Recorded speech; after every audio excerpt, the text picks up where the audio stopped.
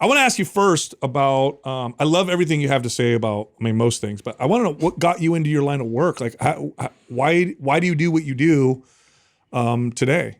I grew up in a extended family system that was just so broken. We hadn't had successful marriages, loving marriages and families in generations. I grew up in that, and I knew something wasn't right, right? When kids grow up in that, we know something doesn't feel right, but we don't know what it is because we think it's also normal. At the same time, we don't know alternates. I knew something wasn't right, and all my friends and family around me, I grew up not far from here in California. Everybody else, same problems, same mistakes, same loneliness, terrible loneliness. And I said, I want to do something about this. I fixed it in me. I somehow fumbled around, messed up a million times, fixed it in me, and I built better relationships. And I said, what the heck did I just do? Wow. And I had no idea. What were some of the first places you went to try to get information? Oh, everywhere. Fitness, trying to learn fitness, martial arts, trying to learn how to get more popular with girls back when I was in my early, like 21 years old, alcohol, then drugs, and everything else that normal young people get into. Just the worst, stupidest things that we think will make us feel better, numb the pain, or make us look smarter. Everything. Wow. Awesome. All right. So I want to start out by talking about attachment theory and how that applies to, most, if not all of us. Because I just started diving into this about maybe a year and a half ago. And it helped me figure myself out, understand my wife, and then my kids, and how, this may influence how they are in their lives. So let's start out with that, because that's fascinating. It is fascinating. Most people have no idea. So when I got my master's degree in psychology, when I went in there, I said, I'm going to be a therapist. I'm going to help people, right? I'm going to rescue people in the world and save them. And I looked through 6 years to get a master's degree, and they told us about attachment theory one time. Here's what they told us. There's attachment theory in this book. You don't need to learn about it because there's no diagnoses for that for adults. You only need to learn attachment theory if you're going to study with little tiny children. Apart from that, it's going to be personality disorders, which are almost impossible to fix. So don't worry about attachment. It doesn't matter. Just learn the diagnoses in the book. Oh, wow. And as I have gone around the United States, Canada, Europe, as I've talked to other professionals, I've led seminars to train other healthcare professionals because I was a therapist for years. That was the same message that most clinicians end up hearing. So when you go to your therapist, they've never heard about attachment theory, or it's shoved off in a corner, and then they come to you and you go to them and you get a diagnosis. Why? Because, number one, you can't medicate attachment. Ugh. Number two, insurance won't cover attachment. And number three, people think it's childhood stuff.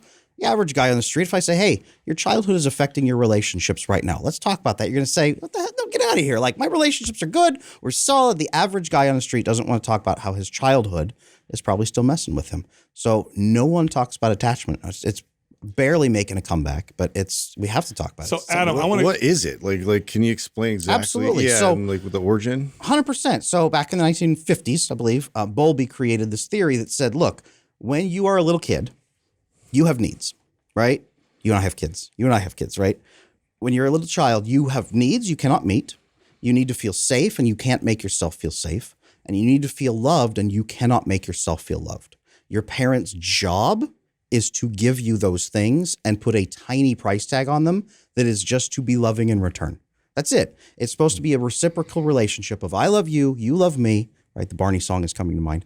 And we're going to build this relationship together, and we will take care of each other as you grow.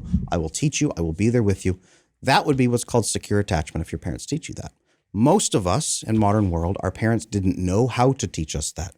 So instead, they screw it up. And they put a price tag on it, a bigger price tag, or they push us off in the corner where our needs aren't met, or they make it so that we are afraid to come to them. Some parents are just gone all the time and the child doesn't know that they can ask them. Some kids have trauma. There's so many issues that can lead to you saying, I don't deserve to get my needs met, or nobody is going to take care of me. Nobody has time, or there's something wrong with other people that they're going to yell at me or they're going to hurt me. I have to take care of my own needs. From the age of 2 and on up, for the rest of my life, I have to take care of my own needs. And that's attachment theory in a nutshell. Wow. You can't do that. Okay, so here's what I find interesting about how modern, maybe what they teach is like, this isn't that important just for kids. And correct me if I'm wrong, but I'm pretty confident in this. Your brain is extremely plastic when you're an infant, a toddler, a child, teenager, and then at some point you lose quite a bit of the plasticity. And a really easy example is your ability to learn languages. If you learn 5 different languages as a 5-year-old, you speak them all fluently. You learn 5 languages when you're 30, you got an accent in all of them except for your primary language. because you lose some of that plasticity.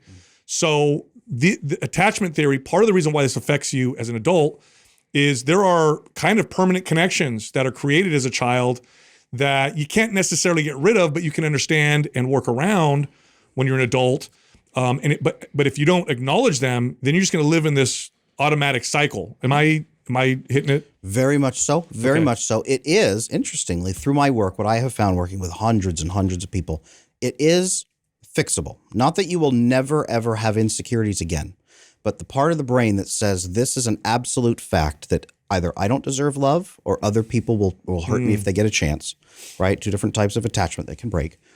If you challenge that, most people never even think about it because it's, water is wet, gravity pulls things down, and I'm an unlovable piece of crap. That's people don't challenge the laws of the universe. So when you challenge them, first of all, you start realizing there's a different way to live. It's amazing. It's mind-blowing. When you start testing it with other human beings, and if they respond well to you, it starts rewriting parts of your brain. But your nervous system always remembers that it's terrifying to get your needs met or ask for your needs. You will have anxiety spikes. You will have nervous system spikes. Those will decrease over time. But yes, you can become more secure over time. It takes a lot of work, and you have to have loving people around you. But There's different attachment types, right? there absolutely is. Okay.